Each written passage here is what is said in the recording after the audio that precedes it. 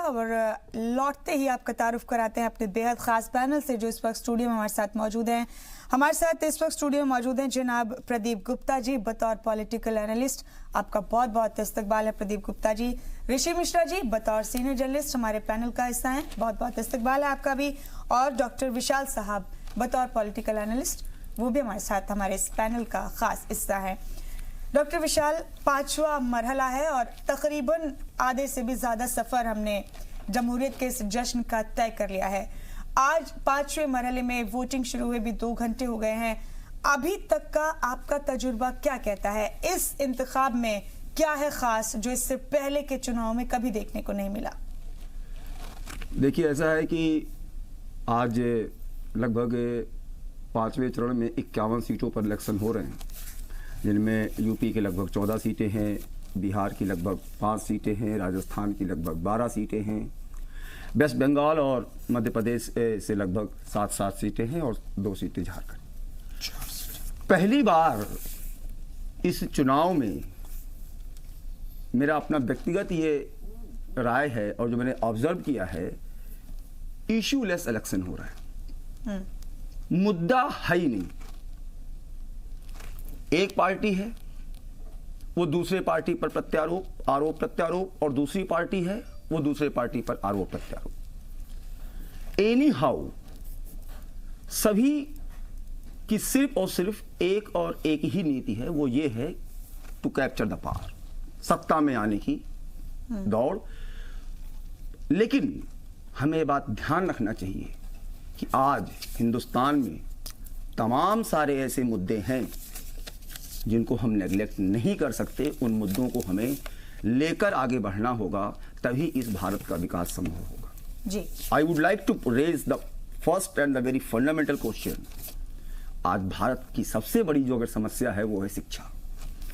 मैं कहना चाहूंगा कि ये दुर्भाग्य है हमारे देश का कि शिक्षा पर किसी भी तरह की कोई डिक्लेरेशन किसी भी पार्टी की तरफ से नहीं है कि हम क्या करेंगे। मुद्दे नहीं थे और मुद्दे नहीं। अब आप ये बताइए, जब शिक्षा नहीं होगी तो लिटरेसी नहीं होगी, लिटरेसी नहीं होगी तो रोजगार नहीं होगा, रोजगार नहीं होगा तो अनएम्प्लॉयमेंट होगा, अनएम्प्लॉयमेंट होगा तो प्रोग्रेस नहीं होगा, और प्रोग्रेस नहीं होगा तो प्रॉस्पेरिटी नहीं होगी। जी ठीक है। अनटिल और unless remote of the remotest, Bharat की सुदूर क्षेत्र में बैठा हुआ कोई भी बच्चा, कोई भी युवक अशिक्षित नहीं रहना चाहिए। जी प्रदीप गुप्ता जी, नंबर एक आपके पास। विशाल जी आएंगे फिर से आपके पास। प्रदीप गुप्ता जी, वाकई ये इलेक्शन इशूलेस रहा। जिन मुद्दों पर बात होनी चाहिए थी, जिन चीजों के लिए एक जमहूरी सिस्टम में, एक डेमोक्रेटिक सिस्टम में सरकारों का, हुकूमतों का इंतखाब करती है अवाम, मुल्क की जनता, वो ही गायब थे। देखिए, मैं कहना चाहूंगा मुद्दा विहीन तो नहीं है, खैर चुनाव ये मुद्दा है, पर सबसे बड़ा मुद्दा बना दिया गया है राष्ट्रवाद का। आज के टाइम में आप देख रही हो कि राष्ट्रवाद का मुद्दा ऐसा बनाया गया है, जो और मुद्दे थे चुनाव से पहले के, जब से ये पुलवामा का अटैक हुआ है, उससे पहले जो मुद्दे थे देश के अंदर बेरोजगारी के, किसानों की समस्याओं के, या व्यापारियों के, या और जो हमारे जैसे अभी विशाल जी ने कहा शिक्षा का मुद्दा, मेडिकल का मुद्दा, ये बड़े बड़े मुद्दे थे जो खत्म हो गए चुनाव के अंदर। तो मुद्दा तो बनाए जा रहे हैं, इसमें मैं सहमत हूँ कि मुद्दा विहीन तो नहीं है, क्योंकि मुद्दे के बिना चुनाव नहीं होता। मुद्दे जबरदस्ती बनाए जा रहे हैं। तो पूरे चुनाव में आपने देखा हो, चाहे कांग्रेस पार्टी हो, चाहे बीजेपी पार्टी हो, चाहे हमारे प्रधानमंत्री, मंत्री, जितने भी नेतागण हैं, मैं कहना चाहूँगा कि कुछ भाषा मर्यादा ऐसी हो रही है चुनाव के अंदर हर तरफ से। उसमें मैं किसी एक पार्टी को नहीं कहना चाहूँगा कि जो कि पूरा देश देख रहा है कि वो भाषा, उससे देश का काम नहीं चलना। देश आज किस कदर लोग बेरोजगार हो रहे हैं, किस तरीके से किसान मर रहे हैं, किसानों पे उन्नत बीज का अभाव है, केवल पैसा देने से उनको उससे समस्या का सॉल्यूशन नहीं होगा। असली जो मुद्दे हैं कि जो फिजिकल डिफिसिट देश का बढ़ रहा है हर साल है, जो देश पर कर्जा बढ़ रहा है, उन मुद्दों के लिए किस तरीके से हम रोजगार के साधन उपलब्ध करा सकते हैं, किस तरीके से व्यापारी की समस्याओं को हम सॉल्यूशन कर सकते हैं, कोई भी नेता उस पर बात करने को राजी नहीं है। सबसे बड़ा मुद्दा राष्ट्रवाद का बना दिया गया है, जिसके अंदर बस राष्ट्रभक्ति के ऊपर ही चुनाव हो रहा है कि भाई आप वंदे मातरम करिए या राष्ट्र को देख करके। लेकिन एक बड़ा मुद्दा बन गया है, हमें देखना होगा कि ये मुद्दा बड़ा बन गया है। ऐसा नहीं है कि लोग राष्ट्रवाद के मुद्दे पर पहले भी चुनाव हुए हैं। 71 में आपने देखा होगा इंदिरा गांधी के टाइम में भी, तब जब बांग्लादेश से लड़ाई हुई थी तब बहुत बड़ा मुद्दा बना था और इंदिरा जी जीत के आई थी, तो ये बड़ा मुद्दा बना हुआ है इस समय देश के अंदर। लेकिन हमें नहीं भूलना चाहिए कि हम लोग जो और मुद्दे हैं, जो स्थानीय मुद्दे हैं, उनको लोग याद कर रहे हैं। ऋषि जी, राष्ट्रवाद ने बाकी तमाम मुद्दों को बहुत छोटा कर दिया, बिल्कुल जीरो के बराबर कर दिया। बिल्कुल, आप देख रही हैं पुलवामा घटना के बाद जिस प्रकार से चुनाव का जो नैरेटिव बदला है, तो कहीं न कहीं जो आज चुनाव का जो मुख्य मुद्दा और लोगों पे बहुत खुमारी से छाई हुई है वो राष्ट्रवाद है।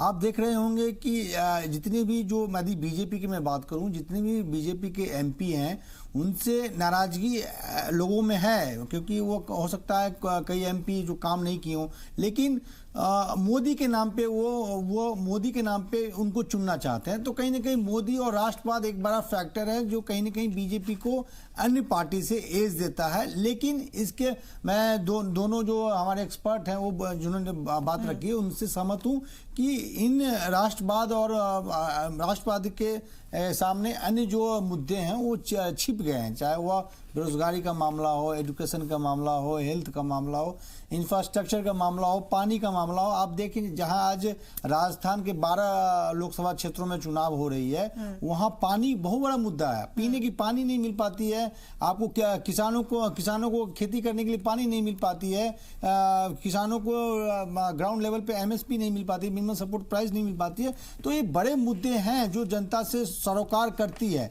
लेकिन जनता पे भी आप देखेंगे, जैसे मैं छोटा सा एक सैंपल टेस्ट दूं आपको, झुंझुनू चले जाइए। झुंझुनू राजस्थान के शेखावटी बेल्ट के वह एरिया है जहां किसान और सेना जो सेना में सबसे ज्यादा लोग झुंझुनू बेल्ट से ही जाते हैं। वहां दो बड़ा मुद्दा है, एक तो राष्ट्रवाद का मुद्दा है क्योंकि वहां सैनिक लोग जो हैं वहां झुंझुनू से ज्यादा लोग जाते हैं, दूसरा किसान वर्ग भी जाते हैं, जाट सबसे मतलब जाट लैंड उनको कहा जाता है। तो आप देखिए कि दो मुद्दा कैसे वहां प्रभावी है कि राष्ट्रवाद जो है अन्य मुद्दा पे वहां झुंझुनू में प्रभावी है। इसके कारण कहीं न कहीं झुंझुनू में जो बीजेपी का जो परफॉर्मेंस विधानसभा में कमजोर था, लेकिन लोकसभा चुनाव में जो है बीजेपी वहां एज लेती दिख रही है। तो कहीं ना कहीं राष्ट्रवाद जो मुद्दा है सभी मुद्दों को पीछे धकेलती हुई नजर आ रही है चुनाव में। डॉक्टर विशाल, राजस्थान का जिक्र किया यहाँ पर अभी ऋषि जी ने, राजस्थान में आपको क्या लगता है गहलोत और सचिन की जोड़ी जो उन्होंने असेंबली इलेक्शंस में परफॉर्मेंस दी, वहां पर जीत हासिल की, फतेह हासिल की,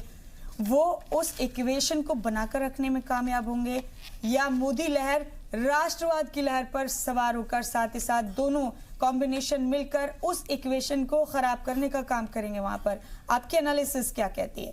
देखिए, ऐसा है कि इसमें कोई दो राय नहीं कि बीजेपी को राजस्थान में नुकसान होगा।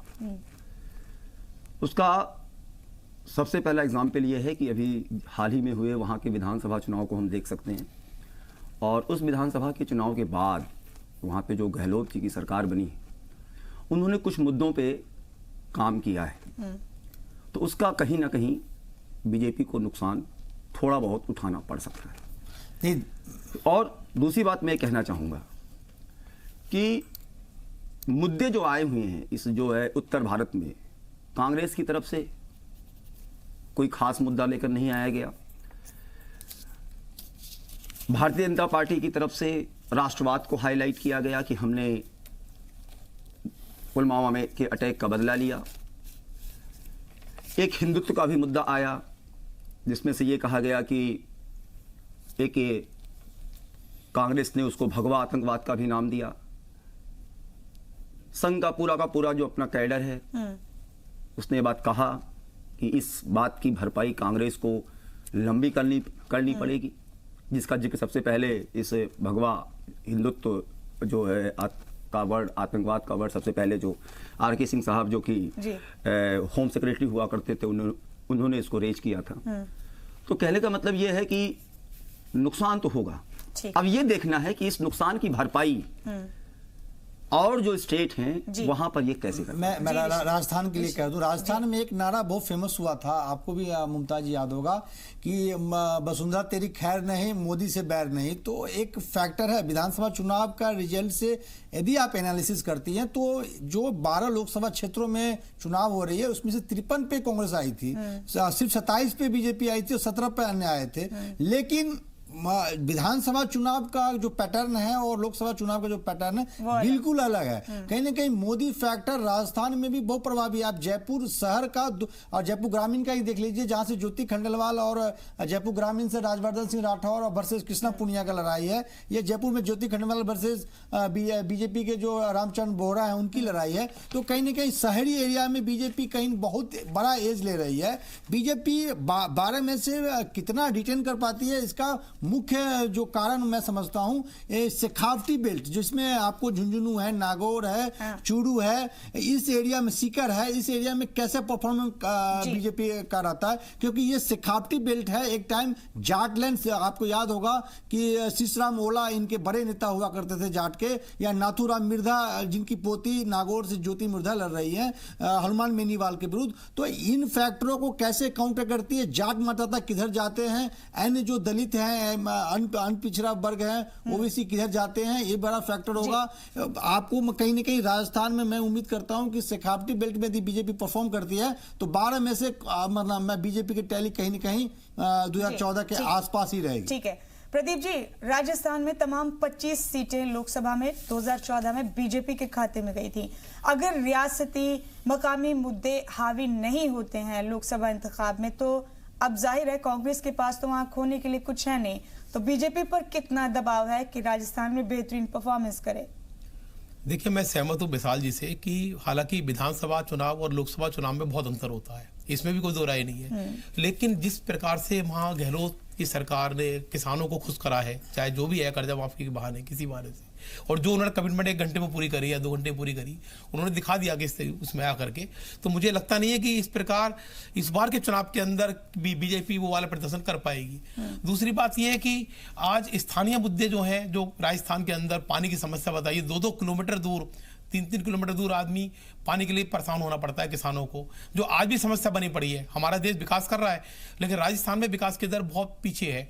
तो मुझे लगता है वहाँ स्थानीय मुद्दे और वहाँ का जो समीकरण है, जो वसुंधरा राजे सिंधिया से नाराजगी है, तो उसमें कहीं ना कहीं फर्क पड़ेगा कि मोदी जी को जो इतनी सीटें नहीं आ पाई। मुमताज जी, सबसे इंटरेस्टिंग लड़ाई जब मैं आपको बीकानेर में है, अर्जुन राम मेघवाल वर्सेस मदन लाल गोपाल, दोनों भाई हैं, मौसेरे भाई हैं, और एक IAS है, एक IPS है। बड़ा इंटरेस्टिंग लड़ाई वहाँ पे है बीकानेर में। बिल्कुल ठीक कहा आपने। इस तरह की भी कई दिलचस्प तस्वीरें इस इंतखाब में नजर आ रही हैं। तो इसी के साथ हमारे इस खास चर्चा में फिलहाल इतना ही।